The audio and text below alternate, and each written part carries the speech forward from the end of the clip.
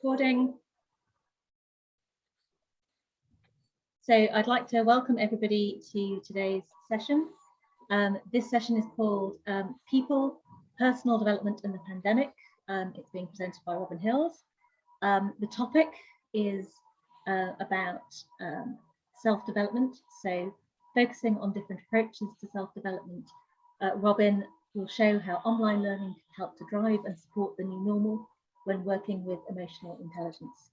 And a little bit about Robin. Robin Hills is the director of EI for Change with over 40 years business and commercial experience. Robin has developed the most comprehensive range of emotional intelligence online courses that are available on the internet. He teaches over 250,000 learners in 190 plus countries. So Robin, over to you. Thank you ever so much, Paula. Perhaps we ought to just go through the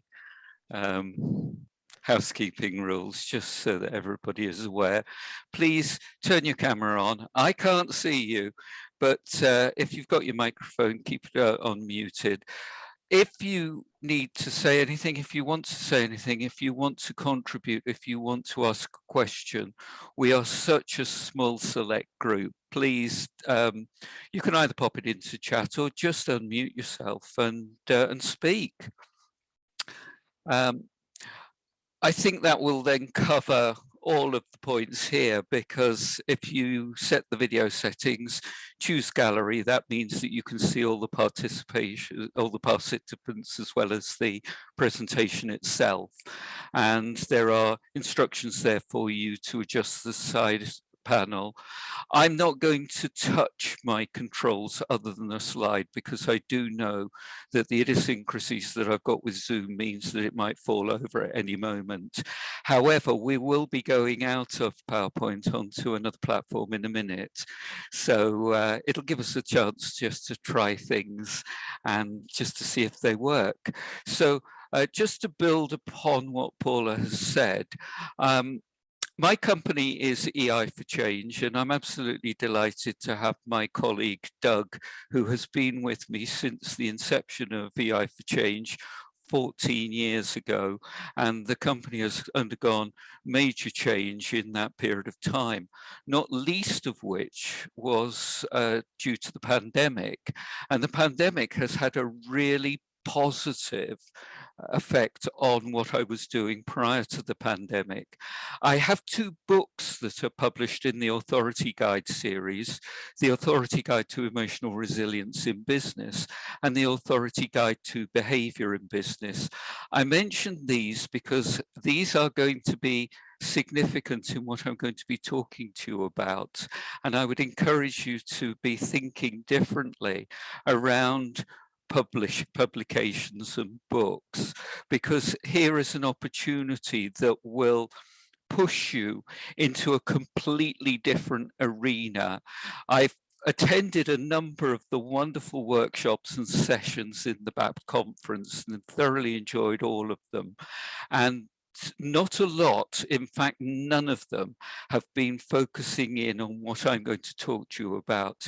It is going to stretch your thinking, but I want to do that, and I want to do that in a supportive way. And I want to say to any of you, if you want to have a further conversation with me outside of this workshop, please get in touch, and I'd be more than happy to spend some time working with you and coaching you and encouraging you to do what I've done, because I have 250,000+ learners in 195 countries.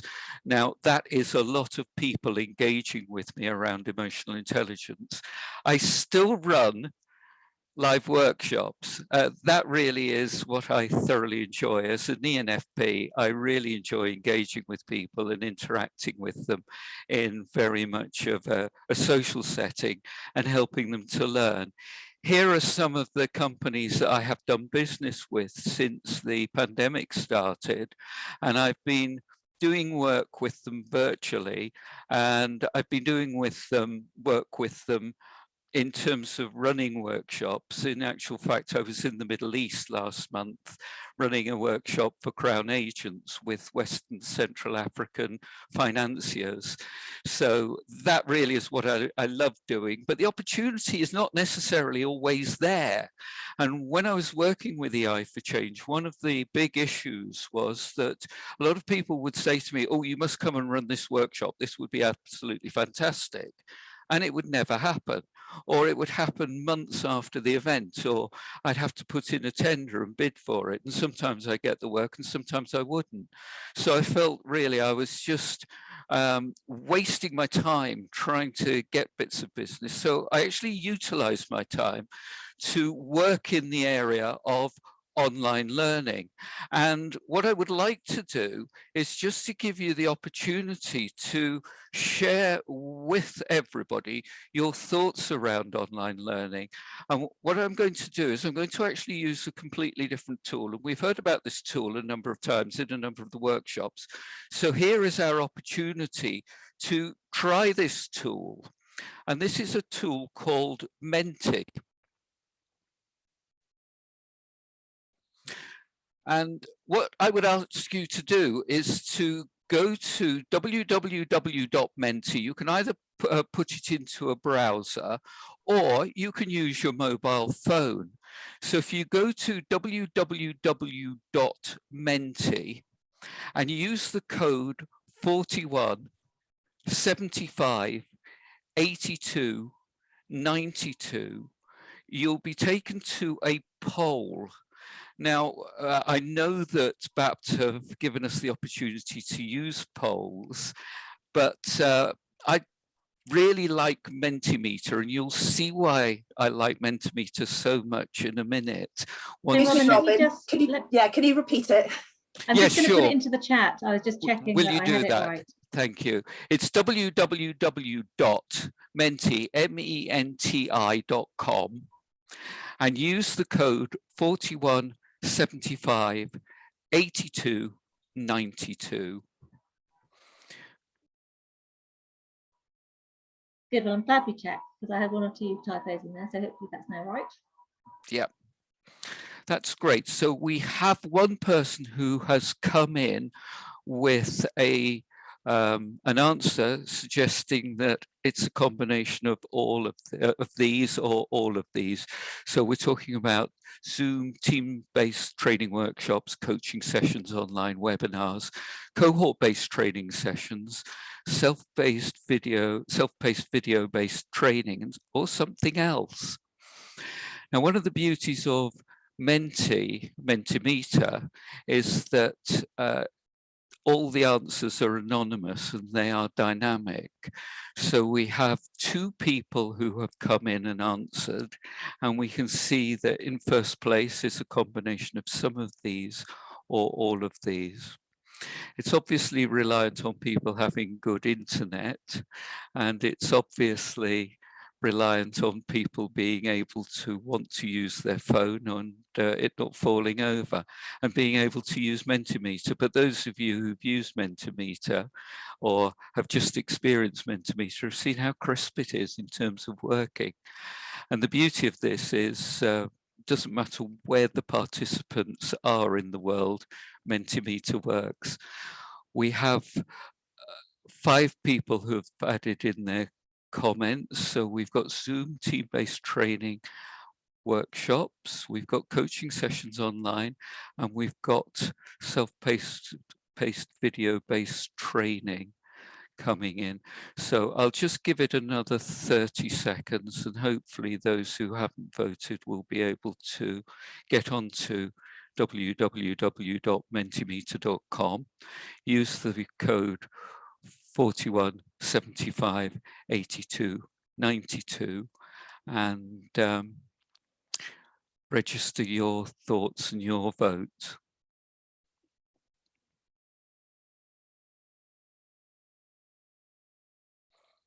And it seems that perhaps this is all we'll get at this moment, which is fine. So Online learning is a very interesting phrase because it means different things to different people. And I found that when I've been speaking to people about online learning, let me take you back 5 years ago when I started to work in this area, some people hadn't got a clue as to what it was. And whilst they hadn't got a clue, they weren't interested in finding out. They just didn't want to even consider it or even to factor it into their thinking. The pandemic changed all this, and most people seem to now think of online learning as Zoom and team-based training workshops. Coaching sessions online is part of online learning. Webinars are part of online learning. Cohort-based training sessions, this is where you get 3, 4, 5, 6 people together on a regular basis to use a kind of webinar-based platform in order to do some learning together. And that needs to be structured with a facilitator. And as far as I'm aware, there really aren't many other ways of online learning. But what I'm going to be talking to you about is self-paced video-based learning, which really now forms the basis of my business. So before I leave Mentimeter, we will come back to it later in the session. And just a quick question from the chat, Robin. Sorry. Yes, there were 5. I can see 5 things within the chat. Can you let me know what they are, please, Pamela? So the main one was a question from Catherine to just check that it was only one question we were being asked to answer. So when you go to that particular code, it's just one question. There's just one question at the moment, Catherine. When I come back to it, and I can control Mentimeter at this end. When I come back to it, I'll set you another question. And then towards the end, I'll set you another question, just to give you a chance to experience Mentimeter. This is a tool that does not work with self-paced video-based training, but I've actually bought into Mentimeter very recently because it adds the kind of dynamics and interaction into a virtual training session, which I really find quite rewarding. And we can see while I spoke, we have both webinars coming in as being in third place. So what I'm wanting to do really is to turn this completely upside down and help you to understand what self-paced video-based training is all about, and encourage you to really think about this, because each of you have got something really fantastic to offer here. So going to have to ask the awkward, awful question that everybody asks in Zoom. Can you see my screen? It's gone back to the slide with the two books and the that's brilliant. People that you work with. Yeah. Yeah, that's exactly where I want you to be. Yeah. So what I'm going to do is to take you through the learning outcomes of today's workshop, and part of the reason that I'm going to do this will become obvious in a minute. What we're going to be doing by the end of this workshop, you will be able to recognize ways to support self-paced learning around emotional intelligence and around type. You'll be able to summarize the components of emotional intelligence. And I know that most of you are very familiar with emotional intelligence, so we won't necessarily need to spend too long on this, but this is a learning outcome that I've set for today's session. You'll be able to identify how emotional intelligence can be developed through online learning. This has been a challenge, and I'm happy to talk you through this. I'm happy to hear your comments, and I'm very happy to hear your thoughts on this. And also, you'll be able to examine the media that can be used to supply information to online learners. So let's have a look at what Forbes did with regards to a survey that they ran at the end of the 2010s. They went out to the great wide world of leadership and management in a number of business environments and said, what are the major skills that are going to be needed in the 2020s. Remember, this was before the pandemic, and you can see the top 5 skills that come through are creativity, persuasion, collaboration, adaptability, and low emotional intelligence. Now, in actual fact, I would advocate that you can't actually do the top 4 skills unless you've got emotional intelligence. But I think that's part of the way in which people perceive emotional intelligence. They seem to see it as a bit of a bolt-on skill to add into leadership. And that's been quite a challenge, really, because what I've been doing is looking at delivering online self-paced learning around emotional intelligence. And one of the major platforms that I've been using to do this is a platform called Udemy. And Udemy is the market leader within online self-paced learning. And the COVID map that you saw on the slide with my books and my logos is actually the Udemy map that I drew off from, oh, well, let me take you back to it. I drew off from my courses this morning, and you can see the distribution of learners throughout the world in 195 countries. And what Udemy have done is they've actually translated the courses into 52 languages, which actually increases the spread of these courses. So let me take you through some details around the courses. These are the courses that I have available on Udemy. Some of the courses, here we have the type course, Understanding Personality Types at Work. You can see that it's rated at 4.5 stars, which I'm absolutely delighted with. And in brackets, this is the number of reviews that this particular course has had. The course is an hour long. It's 22 lectures, and I've set it at intermediate. Now, the idea behind this course is it's no great shakes. It's bringing the ideas of personality types into the workplace. So people get the opportunity to actually self-score and self-reflect and come up with their own type that they identify. And they have the opportunity to engage with me to find out more. Now, from this course, I have had a number of inquiries, and on 1 or 2 occasions, it's led to webinar work. So people wanted to find out a little bit more. They wanted some coaching, they wanted some team coaching, and this has come out of this particular course. Personality, understanding different people. This is all about social interaction styles. Now, I use the terminology social interaction styles. It's based very loosely on social styles and the mental functions, and it's the area that you're very, very aware of and you use a lot in your work, Catherine.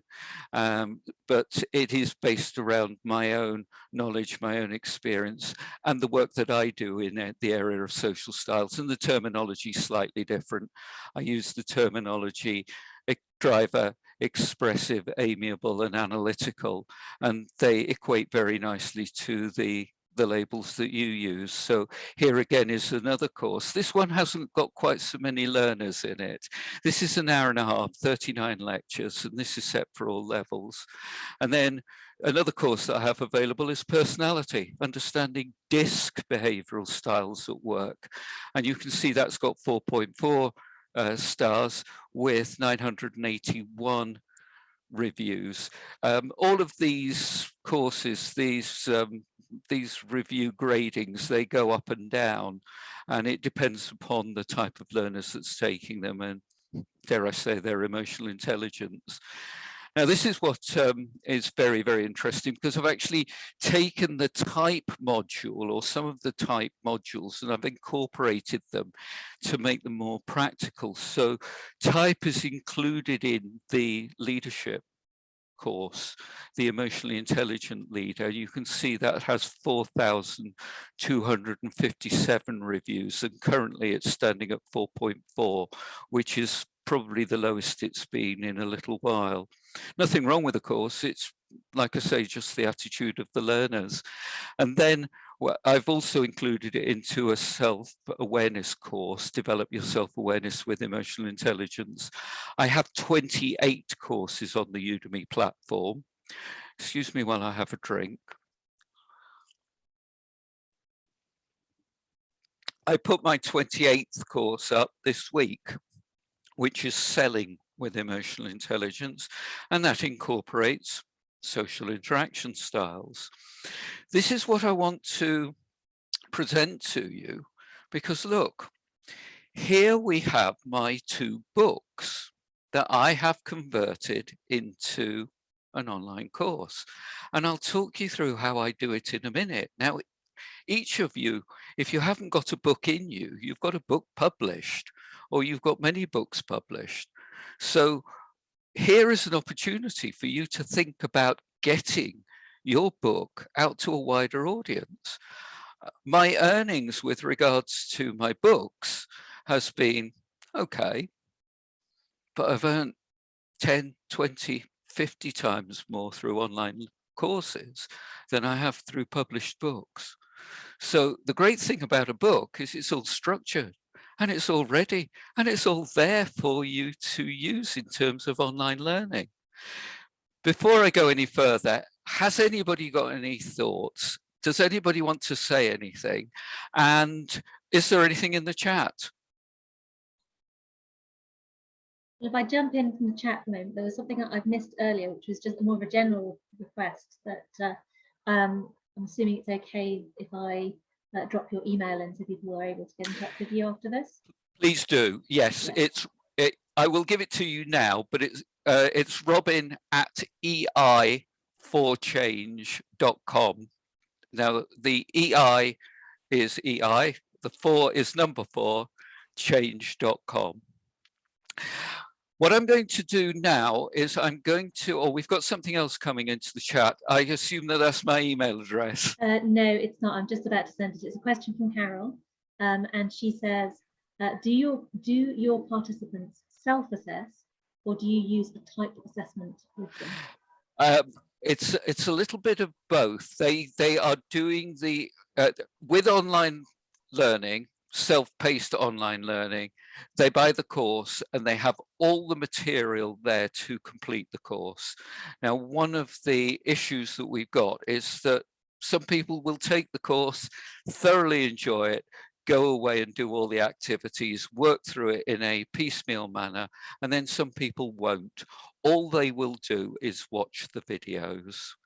So we've just got to allow people to take what they want from each of the courses, and let's not prejudge it. If people really want to learn and want to learn more from it, they've got everything self-contained within the course to enable them to do that. And a follow-up question from Catherine.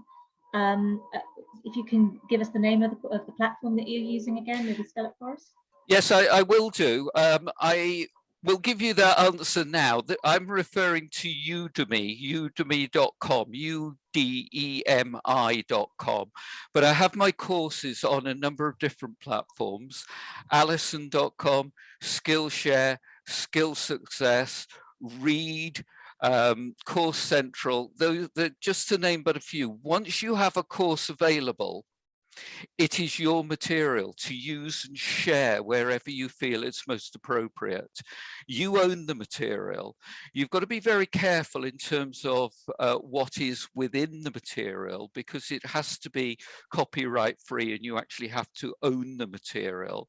But there are ways in which you can do it, but just by making sure that everything is either referenced or you're actually not breaking any copyright laws here, and there are ways of doing that. Some more in the chat.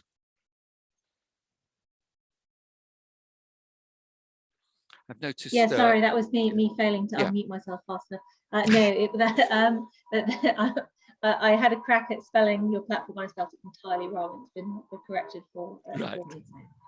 Yeah, no problems. What I'm going to do is I'm going to share with you a video, and this is a video in my Myers-Briggs course, in my type course. It's a 4-minute video. I'm just going to show it to you. It's not going to teach you anything. All it's going to do is just to show you what a video within the course looks like. As I mentioned at the beginning of this course, working with personality type is based on the work of Carl Jung, and this has been refined and modified by Catherine Briggs and Isabel Myers. The popular tool that is based on their work is the Myers-Briggs Type Indicator, also known as the MBTI, and this often gets a lot of negative criticisms. Many critics don't really understand what the Myers-Briggs Type Indicator is or how to use it. Bland statements that the tool is useless or it's not scientifically validated are not true, and skeptics are not able to provide the evidence to substantiate these claims. Like any scientifically assessed instruments, the MBTI is open to scrutiny and to peer review. There are literally hundreds of studies demonstrating both reliability and validity to accepted scientific standards. Critics claim that a personality assessment is valid if it predicts outcomes that matter, and if it's going to be used in an organisation, it should shed light on how well someone performs in a particular job or with a certain group of people. There are many human resources tools that are used for a wide range of purposes within an organisation. Some are being used for recruiting and assessment, whilst others are used to strengthen the mutual understanding between people and to allow them to communicate better with each other in a non-threatening way. This is how type is used. The Centre for Applications of Psychological Type has always stated that the Myers-Briggs Type Indicator should not be used for recruiting and evaluating job performance. So it seems odd that critics will fault the Myers-Briggs Type Indicator for not doing something which it says it can't do. Critics often mistake preference with aptitude. For example, if you have a preference for logical thinking, it doesn't necessarily mean that you're good at it. The results that you get from your type assessment don't imply excellence, competence, or natural ability, only what is preferred. Used well, using type supports a coaching process to help people gain an understanding of their preferences and how to use them. I'm going to repeat this once again. Using type supports a coaching process. Step 1 is very valuable in this way, and step 2 is much more empirical. It tends to be completely overlooked by critics, and again is very useful in supporting a coaching process. That is an example of a video. It's about 3 minutes long. That's the average length of a video. So when you saw that my type course has 22 lectures in it, 22 are the videos that are in there are all that length that length. And I've actually got to thank my good friend John Haxton for providing me with the information to create this lecture, because it's through what he has written and he's provided that I was actually able to construct that lecture and put it in a brief, succinct way to put it over to people to help them to deal with some inappropriate criticism from type. So what I'm doing is actually drawing all my resources from a whole variety of different areas just to help me and my learners to work with that. I see that there's the number's gone up in the chat. And that's John replying to say that you're welcome. Thank you.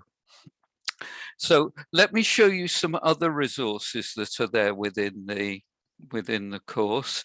These are some PDFs that I've developed. The determine your behavioral preferences, which you can see on the left-hand side, is really the scales that people can mark themselves on when they're going through the dichotomy lectures. Your personality type and your leadership style is a little booklet looking at each of the Myers-Briggs types, or each of the types, with indications as to when they are using their style well and when the style becomes a bit of a liability for them.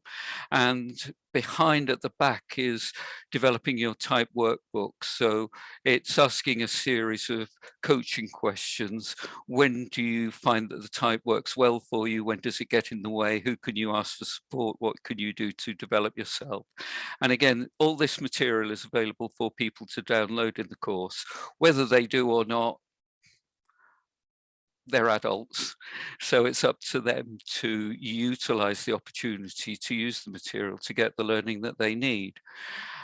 Why do you think I've put the ENFJ report up there, and how do you think I use that within the course? Can rather than put it in the chat, just unmute yourself and just give me your thoughts. ENFJs are your most common people attending the course? Yes, that's right. That's exactly it. And what I do is at the end of the course, I say to people, look, if you'd like further information and you'd like a report on your particular type, get in touch with me, send me an email. And I probably get about one person a month sending me an email saying, can I have my report? And ENFJ seems to be the most popular one. John, you know the answer to this. Which is the least popular one? Which type have I never, ever, ever written a report for? ISTP. No, I get the ISTP quite a bit. It's ESTP. I've never written a report for an ESTP. I've had an ISTP and I've had an ESTJ. No, I have a lot of ESTJs, but it's the SPs that I just have very, very little interaction with at all. If I thought for a second, I'd have thought, yeah, extroverted sensing is the people who won't bother to sit down for half an hour and do this stuff. No, and if they do, if they're forced to do it, I can guarantee that they will give me a poor review. But that's part of the course with this learning method.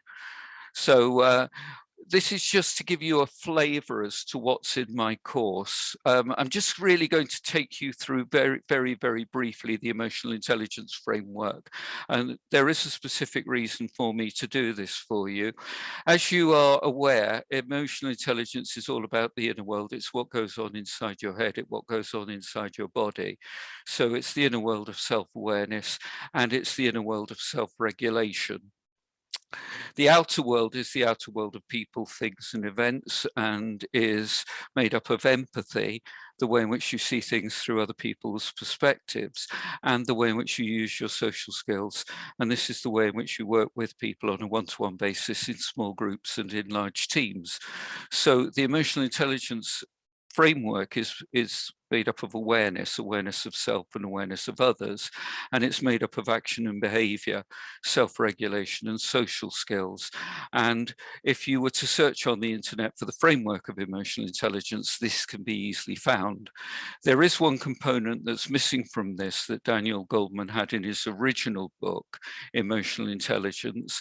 He seems to have subsequently forgotten it, and that's motivation, which kind of sits right in the middle of the framework. Now, the reason I'm mentioning this is just simply because I have a course on self-awareness, which I've shown you. I have a course on self-regulation, but it's looking at self-esteem. It's looking at self-regulation, anger management. I have a course on empathy. I have a couple of courses on empathy because there really isn't a lot out there training people on how to become more empathetic. And then communication skills seems to be a core fundamental that a lot of people want. So I have a lot of courses based around social skills. And I have a course on motivation. I've also built up courses based around the Baron EQI 2.0 model. So there is a course on decision making, really focusing in on problem solving, and a couple of stress management courses looking at resilience and looking at stress overall and how to work with and manage stress.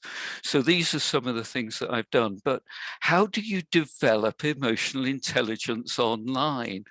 Well, all you can do, as I've said, give people the knowledge through the videos and give them the opportunity to assess themselves, give them the tools, the materials, the practical activities that if they're interested, they've got the opportunity to go away, self-reflect and think about it. So here we have assess your emotional intelligence, which gives the learner the opportunity to sit down with somebody who they trust, a manager, a colleague, a family friend, somebody who they really want to get some feedback with, and ask them the questions. They ask themselves the question, I'm clear about my strengths and weaknesses, they self-score. They have clearly they have clearly defined beliefs and values, they self-score. They have an understanding about how their emotions affect their performance, they self-score. And then they get the other person to score them. And then they look at the scores and think, is this an area of strength? Is this an area of weakness? Is there similarities between my own self-perception and how other people see me? And if there is a big difference, what do I need to do in order to manage that difference? Then they have a look at the score itself. If they score themselves an 8 or a 9 and the other person scores it as an 8 or a 9, there's obviously a strength. How do they stop it from turning into a weakness? If they've got a score of about 5 or 6, is it something that they need to think about and work and develop on? So like I say, what I am doing here is giving them the opportunity really to focus in on their own level of emotional intelligence, what it is for them, what it means for them. And then they're guided through the rest of the course in terms of what they need to do to develop it with practical activities. Now, quite a few people have been thinking about jumping on this bandwagon, and we have our great friend Daniel Goldman who's decided to do this, and I think he's struggling a bit. He's got people quite keen and interested in taking his courses because he's got his name there. But what I'd like to do is to just go over to Mentimeter again. This is another opportunity to try it, and I'll ask you a different question. Guess what? Oh no, here we are.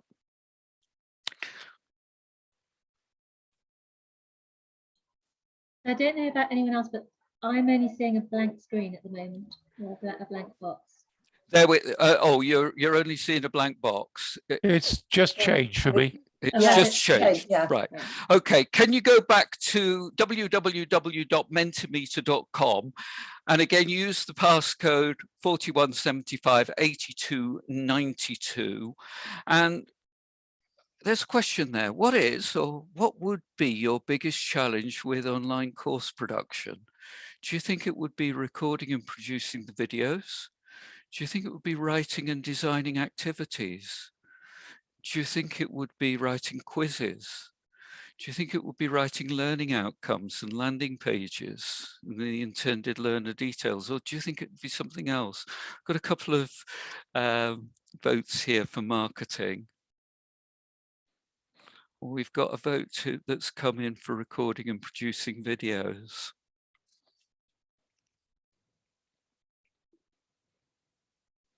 We've got some more coming in. Writing and designing activities, writing learning outcomes, landing pages, intended learner details. I'll just give it another 30 seconds. And Catherine has commented into the chat that if she was picking the second one, she would pick recording and producing videos. Right, okay, thank you. Thank you, Catherine.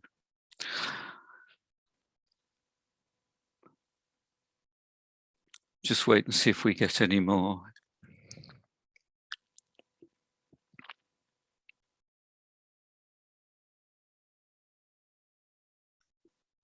So I'll stop the poll there, and it seems that marketing is coming out on top. It is a challenge. It's a major challenge. We've got a reversal here. We've got recording and producing videos. We've got writing learning outcomes, landing pages, and intended learner details. Now, recording and producing videos has jumped ahead of that with another vote coming in. And then we've got writing and designing activities and writing quizzes. All of these are a challenge. All of these are things that need to be considered when you are looking at working with courses. So thank you for that. Let me go back to my slide set, because what I'd like to do is just to take you through some of these. Do you remember right at the beginning, I showed you the learning outcomes? The learning outcomes have been structured around Bloom's taxonomy, and I've been encouraged to use that through a number of platforms, and it has been painful. I have been virtually reduced to tears to try and get it to work. But now I can do it very, very easily and very, very quickly. And if any of you would like a copy of Bloom's taxonomy, let me know and I'll send it to you. What it does is it structures your learning outcomes in such a way that when the person reads the learning outcome, they think, that's what I'm going to get from the course. That is why it's worth taking. So here are some of the challenges, and I'll just take you through them very quickly. Videos. Yes, you do need to become proficient at recording videos. And all of those, that little video that I showed you was recorded on my laptop using the equipment that you see I'm using at the moment. And a lot of people do use Zoom or other platforms in order to do the recording for them. I use PowerPoint and do all my recording through PowerPoint. Practical activities. The practical activities need to be written, but many of you will be using practical activities in your live workshops. They just need to be adapted and put into a PDF. Workbooks. Again, you've probably got workbooks available. It's a case of just reconfiguring them. Information sheets. Again, people like information sheets that they can download and take away. Resource cards. Again, we've seen through the workshops how valuable resource cards are. So I make sure that the resource cards that I give people are ones that I'm happy for them to take away and use. Quizzes. This is the bit that I hate doing. I really, really, really hate writing quizzes. It's just something I don't enjoy doing. Some people love it. I don't. Landing page, you've actually got to sell the course, tell them what's in the course and why they should take it. And that requires a degree of thought. A promotional video, you need to put something together that will make people sit up and think, this is interesting. Let's have a look at it. Let's sign up for the course.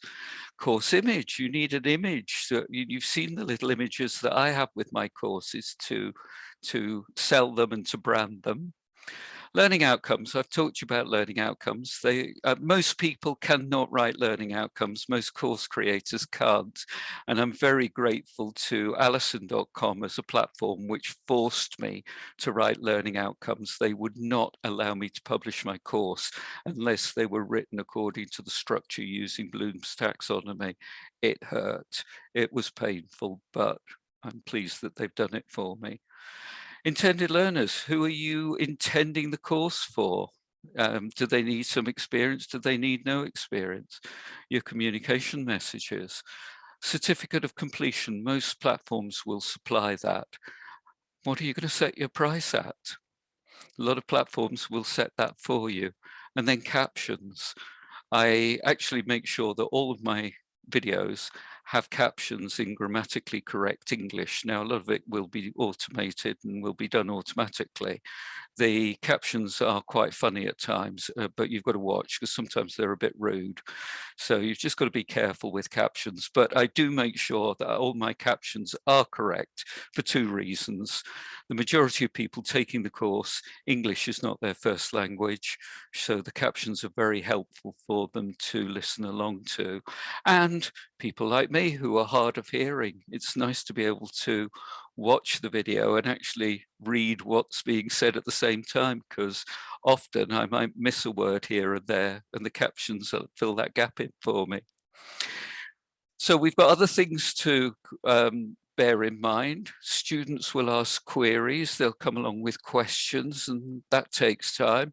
This morning I had emails from somebody from India, somebody from the United Arab Emirates, and somebody from Armenia, and I had to answer those before 8 o'clock.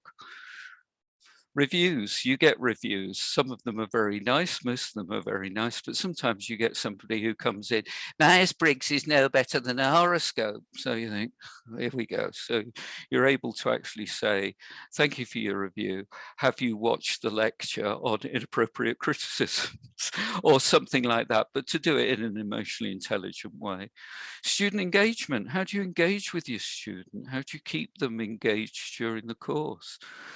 How do you develop your skills around marketing? How do you develop your skills around video editing, sound recording? International currency management. I get paid in US dollars, so I'm actually looking at trying to transfer money over into sterling. And this afternoon, the pound hit a 2-year low, and I missed the window of opportunity because I was too busy enjoying Susan Nash's presentation. So hopefully it'll remain fairly low over the weekend and go down again. But this is something that we have to bear in mind. I've even had an account set up in Mongolia to run a way in which I could get paid for courses that were converted into Mongolian. Didn't actually take off, but that's the size of the opportunity out there, ladies and gentlemen.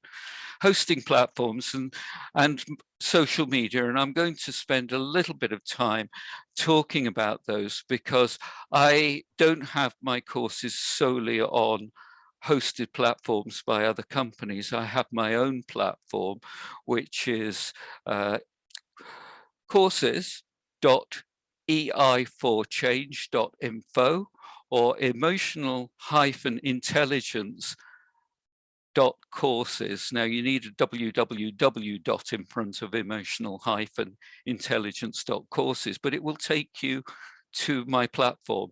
You can see the prices that I've got here, which do not compete with Udemy.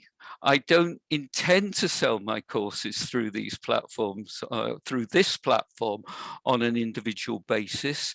My mode of marketing the courses this way is purely and simply to bundle them together and to sell 7 or 8 courses in a bundle at a reduced price. So it's a different way of actually selling the courses, but I've worked hard to sell the courses. And if I don't sell them, it doesn't matter. If I do sell them, it's a bonus.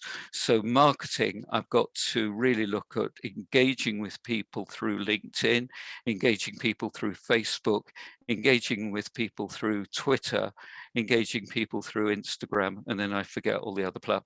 I just haven't got time to deal with all of them. And I'm not particularly good, not particularly consistent on all of those platforms. So Robin, there was a question in the chat that I think speaks to the platforms question, which was what do you know about the age group that comes to take your courses? Are you aware? Do you have that information?